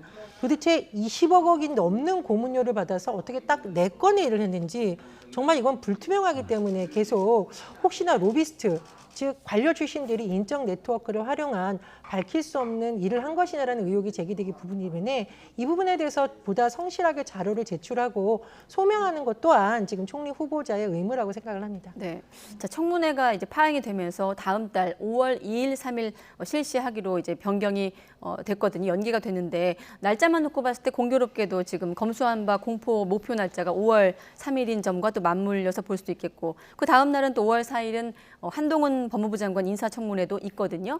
자, 새 정부 출범 취임식이 9일인데 네. 그 전에 좀 청문회 어떻게 좀 될까요? 어떻게 전개될까요? 그러니까 민주당의 전략은 분명한 거 아니겠습니까? 검수완박 입법은 가능한 한 초고속으로 처리를 해서 빨리 종결을 짓고 어찌됐건 법안이 통과되고 나면 국민들도 관심이 좀 떨어질 수밖에 없거든요.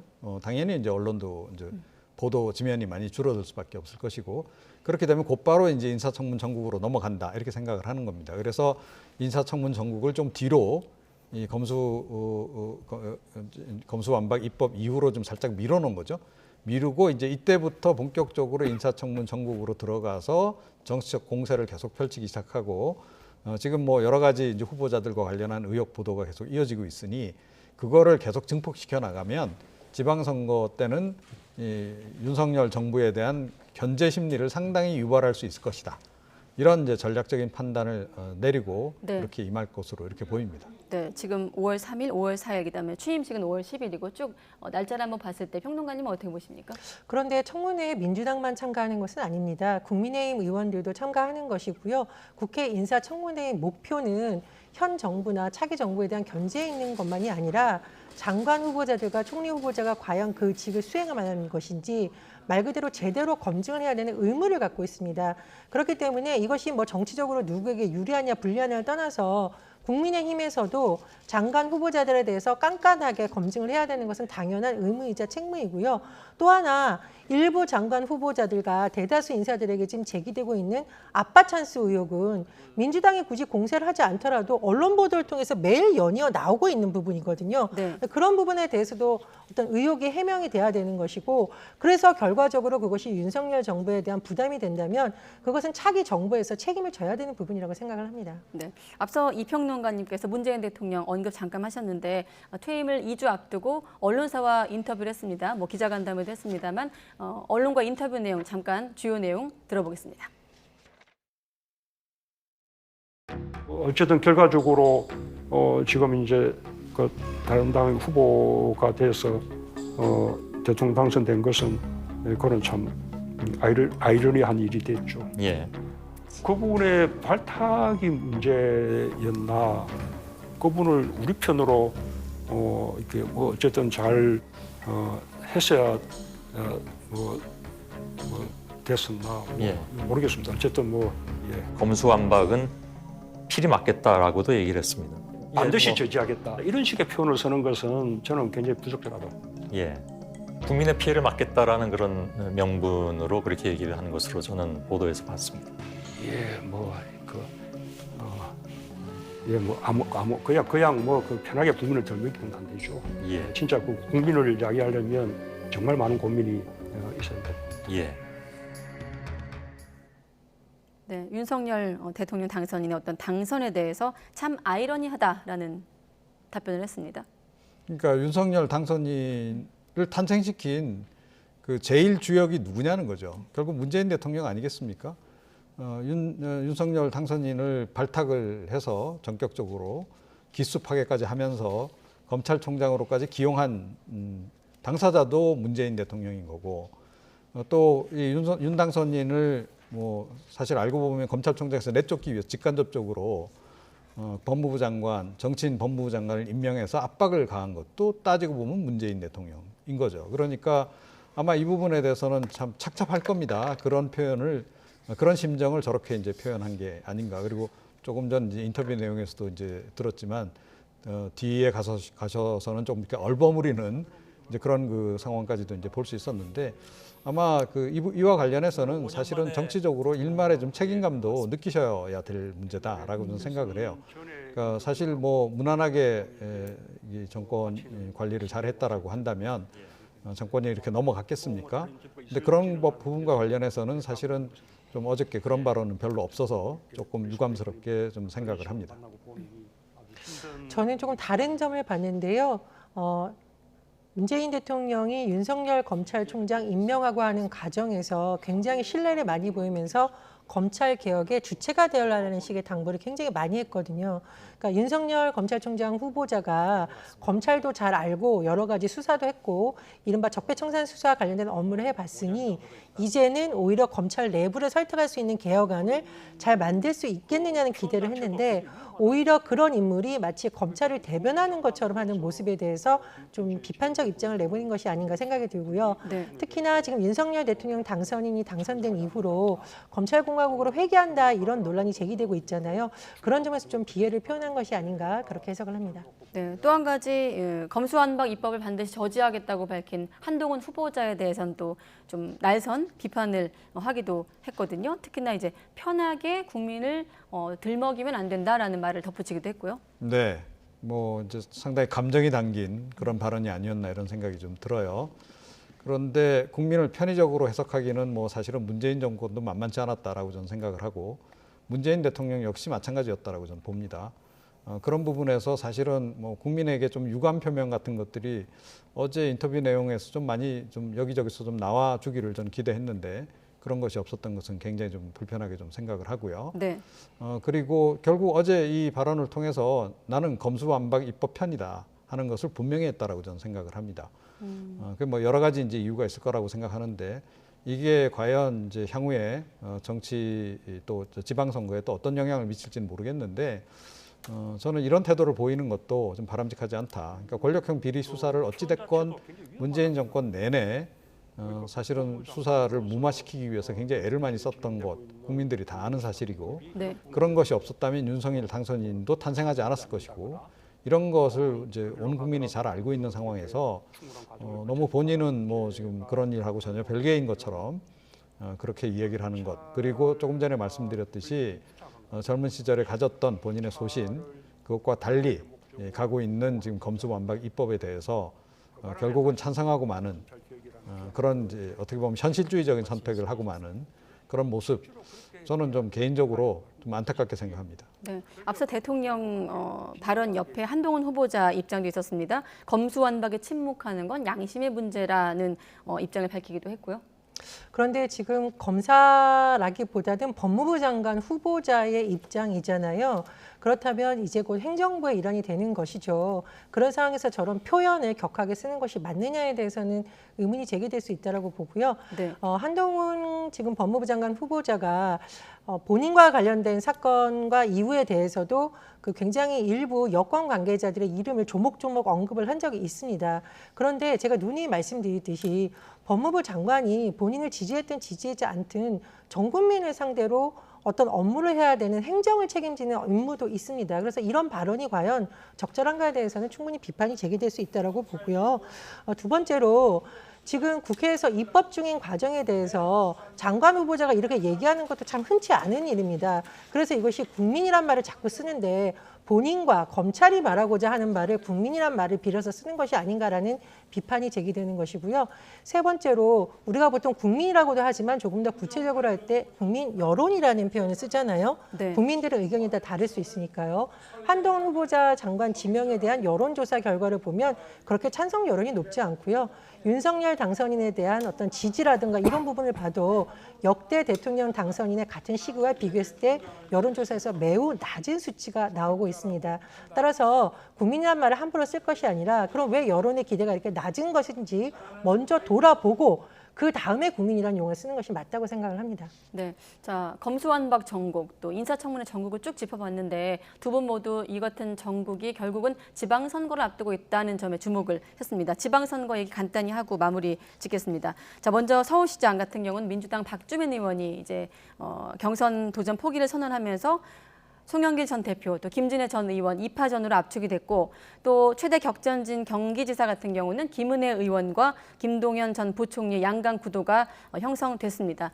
좀 두 개 묶어서 질문드리면 지방선거 지금 판세 어떻게 보고 계십니까? 네. 좀 냉정하게 말씀드리면 네. 점점 국민의힘에게 불리한 기조로 좀 흘러가고 있다. 국민의힘에게. 예, 그렇게 좀 생각을 하고요. 그거는 제가 보건대는 좀 후보자를 내세우는 과정에서 윤심이 좀 작동한 것 이런 부분이 오히려 지금 좀 역작용을 좀 유발하고 있는 그런 상황이 아닌가 이렇게 생각이 들어요. 그래서 뭐 윤 당선인 측에서는 뭐 그런 이제 욕구를 좀 느끼겠죠, 당연히. 원래 이제 당내 조직 기반이 있었던 그런 정치인도 아니기 때문에 어떻게든 빨리 좀 당내 조직 기반을 만들어야 된다라고 하는 그런 뭐 일종의 좀 이제 절박감 이런 것도 좀 작용했다고는 보는데 그렇다 하더라도 사실은 좀 역시 경쟁력이 있는 후보군을 중심으로 해서 좀 내세우는 그런 전략이 좀 필요했던 게 아닌가. 제가 보기에는 윤심을 반영한 후보자를 내세우는 과정에서도 전략적인 판단, 정무적인 판단이 조금 미흡했던 부분이 없지 않나 있는 것 같고요. 대표적으로 경기지사가 그렇다라고 저는 생각을 하고 네. 다른 지역 같은 경우에는 뭐 윤심 반영한 인물이 나왔는데 뭐 경선에서 탈락하는 그런 일까지 좀 있지 않았습니까? 그러니까 이런 것들이 다 좀 너무 조급하다 보니 지금 발생하는 그런 문제다. 그런데 이게 자칫 지금 전체 전선에까지 지금 악영향을 미칠 가능성이 좀 높아진 상태라고 좀 봐요. 좀 빨리 지금 어떻게 보면 윤 당선인 입장에서는 네. 임기 초반에 특히 국정수행 지지율을 끌어올리지 않으면 지방선거에서 절대 좋은 성과를 내기가 좀 어려운 그런 국면이 지금 현재 상황이 아닌가 이렇게 생각을 합니다. 민주당의 쓴소리를 하자면 공천도 중요하지만 그 경선을 치르는 과정 자체가 매우 중요한데 네. 그 시간을 아깝게 보내거나 서로 비난하는 데 쓴 게 아닌가라는 아쉬움이 있고요. 국민의힘에 대해서는 좀 보자면 이제 5월 10일이면 윤석열 정부 탄생합니다. 언제까지 문재인 정부 비판하는 걸로 선거운동 하려고 합니까? 서울시장 후보라면 경기도지사 후보라면 국민의힘에서는 이제 어떤 비전을 낼지를 좀 초점에 뒀으면 좋겠습니다. 문재인 정권 비판하는 것은 사실은 대선에선 유효했을지 모르지만 향후 4년의 지역을 이끌 지도자로서는 그것이 과연 유효할지 의문입니다. 네. 시간 다 됐는데 짧게만 두 분 의견이 좀 궁금해서 여쭤보면 지금 취임식 얘기인데요. 취임식 후에 만찬 장소로 신라호텔 영빈관을 사용할 예정인 것으로 알려지면서 비판의 목소리도 나오고 있는 건데 두 분 의견을 좀 짧게 들어보겠습니다. 마침 또 이름이 영빈관이에요.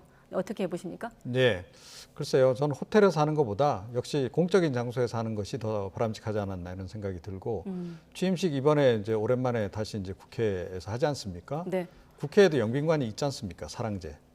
그 공간을 활용해도 될 텐데 왜 굳이 그 민간인 기업이 하는 그런 그 공간을 선택했는지 그 부분도 좀 정무적 감각이 떨어지는 판단을 내린 게 아닌가 이렇게 생각합니다. 일단 인수위 측은 청와대와 비용 차이가 거의 없다고 하고 있지만요. 네. 비용도 비용이지만요. 질물신 이전을 졸속으로 추진하다 보니 나오는 문제 중에 하나이죠. 지금 공간 문제도 육군 총장 공간으로 간다 그랬다가 또 외교부 공간으로 간다 그랬다가 하면서 혼선이 일고 있고요. 또 교통 문제도 발생할 수 있고 당선인이 출퇴근하는 것도 당초에 예정했던 것과 달라지고 있고 지금 영빈관 문제도 결국은 같은 맥락에 있습니다. 그래서 어떤 사안을 결정할 때는 거기에 따르는 부작용이라든가 비용이라든가 이후에 발생하는 상황에 대해서 종합적으로 검토해서 해야 되지 당선인이 말 한마디에 대해서 인수위도 국민의힘도 무조건 찬성하는 식으로 자꾸 가는 것은 문제가 있다고 봅니다. 네, 여기까지 듣겠습니다. 오늘은 전혜연 시사평론가, 이종훈 정치평론가 두 분과 함께했습니다. 고맙습니다.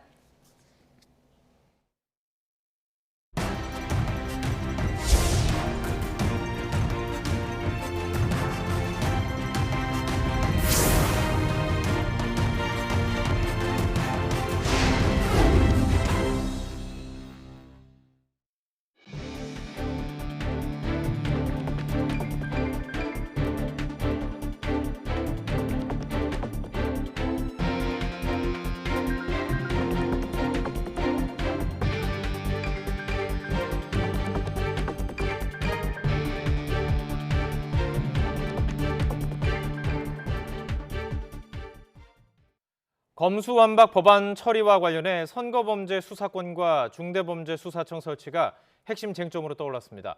더불어민주당과 국민의힘이 검찰의 선거범죄 수사권 존치를 두고 대립하는 가운데 중대범죄수사청 설치 역시 추진 과정에서 건건이 문제가 될 전망입니다. 김승환 기자가 보도합니다. 더불어민주당은 검수완박 법안과 관련해 국민의힘에 이른바 3+3 협상안을 제안했습니다. 검찰의 한시적 수사권 범위에 기존 부패의 경제와 함께 선거를 넣고 그 외에는 중재안 대로 4개월 뒤 폐지하는 게 골자입니다. 국민의힘이 공직자와 선거 분야를 검찰의 직접 수사권으로 남겨둬야 한다고 하자 절충안을 낸 겁니다. 또 원활한 본회의 표결을 위해 선거범죄에 대한 검찰의 수사권을 연말까지 두게 하자는 정의당의 입장도 수용하며 연대 움직임을 보였습니다. 본인들의 그 제안을 수용한 정당과 이 4월 중 입법 처리에 동참하고 의사일정에 적극 협력하겠다고 하니 하지만 국민의힘은 지방선거를 염두에 두고 연말로 시점을 못 박은 건 국회의원 선거 범죄는 피하려는 게 아니냐는 국민 반대에 직면할 수 있다면서 제안을 거부했습니다. 그러면서 선거 외에 공직자 범죄를 더한 이른바 4대 범죄가 검찰의 직접 수사권에 포함돼야 한다는 입장을 고수하고 있습니다.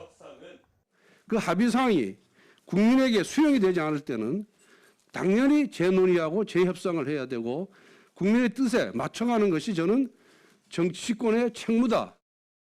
이와 함께 이른바 한국형 FBI, 중대범죄수사청 설치 문제도 국민의힘에서 조문화 약속을 하지 않았다고 선을 그은 만큼 앞으로 쟁점화될 가능성이 큽니다.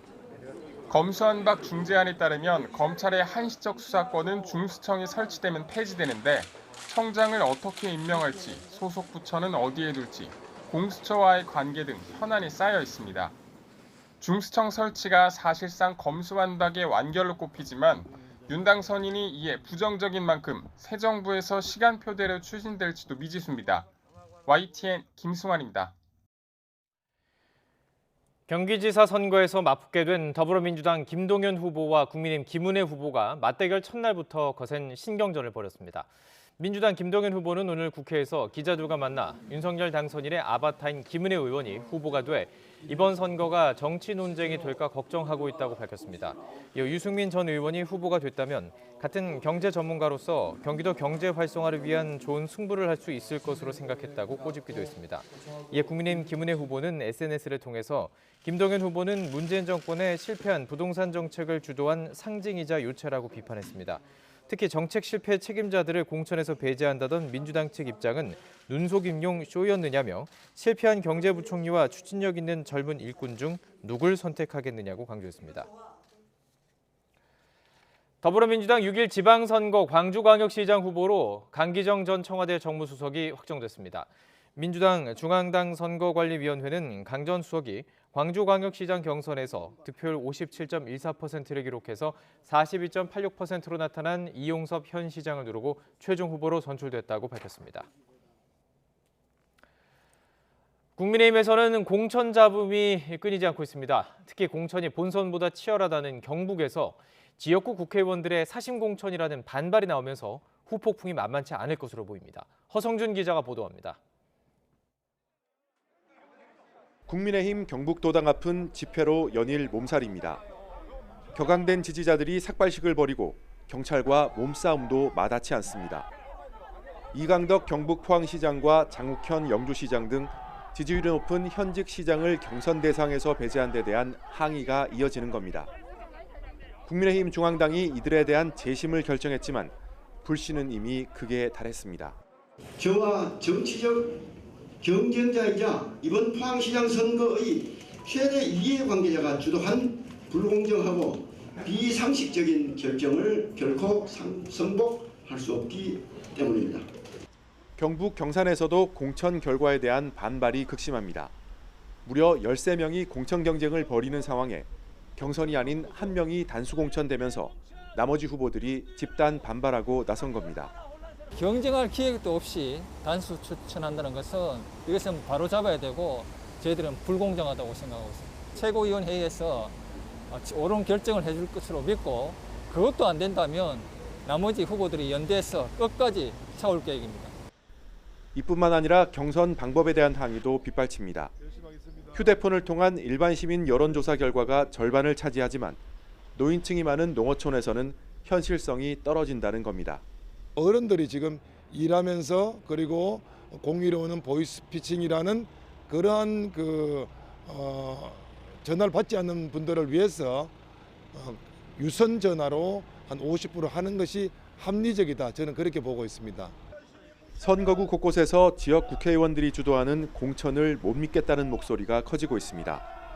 특히 국민의힘 경북 공천관리위원회 위원장과 부위원장의 지역구에서 갈등이 크게 불거지면서 공관위의 권위가 바닥으로 떨어졌습니다. 그런 만큼 당분간 공천 파동이 계속되는 것은 물론 중앙당에서 직접 공천해야 한다는 주장도 나오고 있습니다. YTN 허성준입니다. 최근 YTN이 보도한 통신사 청구지 주소 변경을 통한 여론조작 의혹에 대해서 더불어민주당이 강력하게 대처하기로 했습니다. 더불어민주당 전남도당은 보도자료를 내고 특정 후보자의 선거구로 휴대전화 요금 청구지를 옮겨 마치 선거구민인 것처럼 여론조사에 답하는 것은 민주당의 업무를 방해하고 유권자의 여론을 조작하는 명백한 범죄 행위라고 말했습니다. 민주당 전남도당은 이런 행위에 결탁하는 후보는 해당 행위로 보고 후보 자격 박탈 등 가장 강력한 조치를 하겠다고 밝혔습니다. 오늘 밤 9시까지 발생한 코로나19 신규 확진자가 75,323명으로 집계됐습니다. 전날 같은 시간보다는 600여 명, 한 주 전보다는 32,000여 명 적습니다. 화요일 밤 9시 기준으로 10만 명 미만의 확진자가 나온 것은 10주 만입니다. 도시 봉쇄설이 나오고 있는 베이징에서 시민들이 사재기에 나서자 시 당국은 마트의 영업시간을 오히려 늘려서 생필품 비축을 장려하고 있습니다. 베이징시 당국도 전면 봉쇄 가능성을 배제하지 않고 있는 것으로 보입니다. 베이징에서 강성웅 특파원의 보도입니다. 베이징시가 일부 지역에서만 하던 전수핵산 검사를 거의 모든 시로 범위를 넓혔습니다. 오전 7시부터 검사소 문을 열어 출근 전 시민들도 빠짐없이 검사를 받도록 했습니다.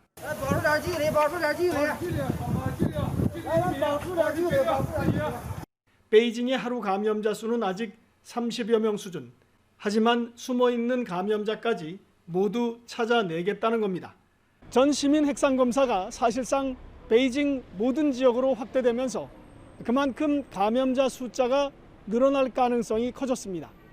지난달 14일 인구 1,700만 명의 선전시가 전격 봉쇄됐을 때의 하루 감염자 수는 119명. 베이징시에도 이런 엄격한 기준이 적용될 가능성이 있습니다. 시 당국도 전격 봉쇄의 가능성을 부인하지 않고 있습니다. 오히려 식자재의 공급을 늘리고 마트의 영업시간을 연장해 봉쇄에 대비하도록 하고 있습니다.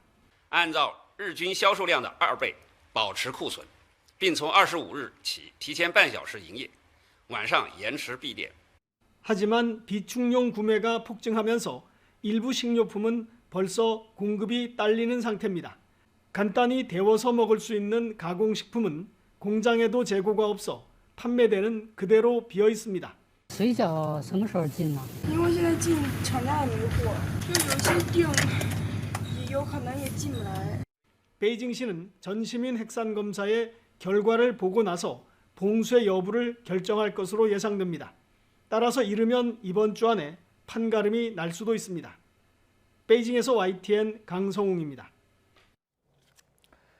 북한과 중국의 국경 무역 중심지인 중국 단둥시가 최근 코로나19 확산으로 전면 봉쇄되면서 북중 교역에 차질이 예상되고 있습니다. 단둥시 당국은 최근 코로나19 감염자가 하루 60명에 이르자 더 이상의 확산을 차단하기 위해서 사실상의 외출 금지를 의미하는 정태 관리를 실시한다고 발표했습니다. 이번 조치로 단둥시의 감염자 발생 구역은 전면 봉쇄돼 주민들의 집 밖 외출이 아예 금지됐고 다른 지역은 아파트의 같은 동에서만 이동이 허용되고 있습니다.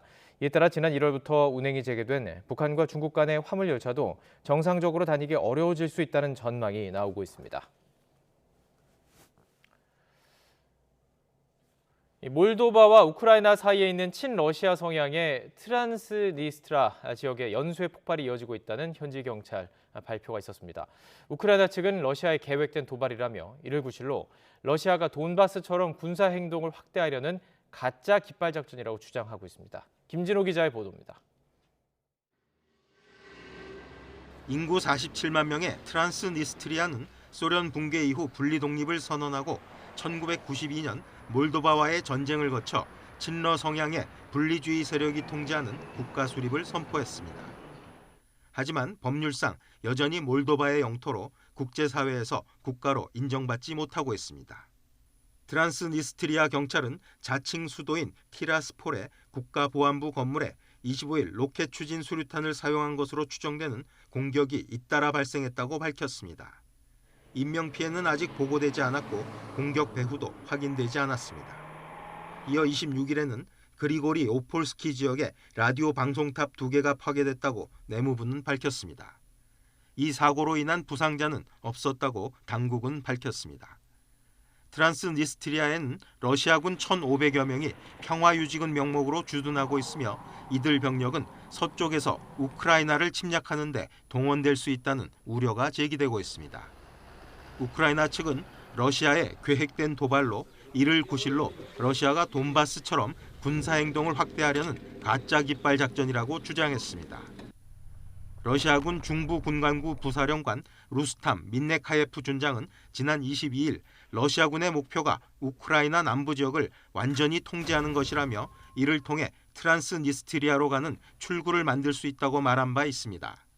이 발언은 러시아군이 우크라이나 남부를 지나 몰도바까지 세력을 확장할 수 있다는 뜻으로 해석되고 있습니다. YTN 김진호입니다.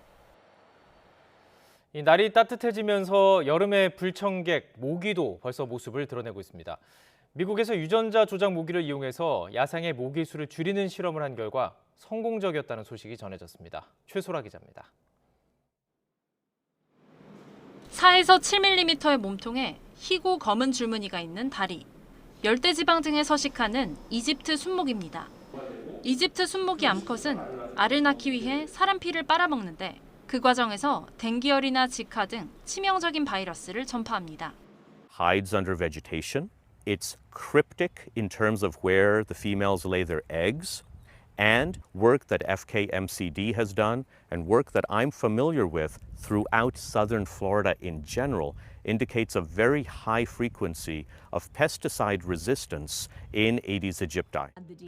과학자들이 유전자 편집 기술을 이용해 모기 박멸에 나섰습니다. 모기의 알에 바늘을 찔러 넣고 연구진이 만든 유전자 조각을 넣어줍니다. 이렇게 태어난 수컷 모기는 야생 암컷 모기와 짝짓기를 해 자손을 퍼뜨리는데 이 가운데 암컷 자손은 유충일 때 죽어버리고 사람 피를 빨지 않는 수컷 자손만 살아남는 겁니다. 연구팀은 지난해 미 플로리다주에 유전자 조작 모기 500만 마리를 풀어놓고 모기 서식지를 관찰했습니다. 일부 지역에선 유충이 확연히 줄었고 채취된 유충 2만여 마리는 모두 조작된 유전자를 가지고 있었습니다. 이 가운데 암컷 유충은 성충이 되기 전에 모두 죽은 것으로 나타났습니다. 연구팀은 유전자 조작 동물에 대한 세간의 우려에 대해서 이번 실험이 인간이나 생태계에 부작용을 일으킬 우려는 적다고 말했습니다. And then we start to see that completely disappears from the environment. So this really just confirms the self-limiting nature of the genes. They're not going to persist long-term in the environment. 연구팀은 미 캘리포니아주에서도 모기 방사 실험을 진행할 예정입니다. 또 말라리아를 퍼뜨리는 모기를 대상으로도 유전자 조작 모기를 개발하겠다며 아프리카와 중미에서 실험을 진행할 계획이라고 밝혔습니다. 연구팀은 이번 실험이 모기맥의 감염병 감소로까지 이어질지는 지켜봐야 하지만 모기 수를 줄이는 데는 성공적이었다고 평가했습니다. YTN 사이언스 최소라입니다.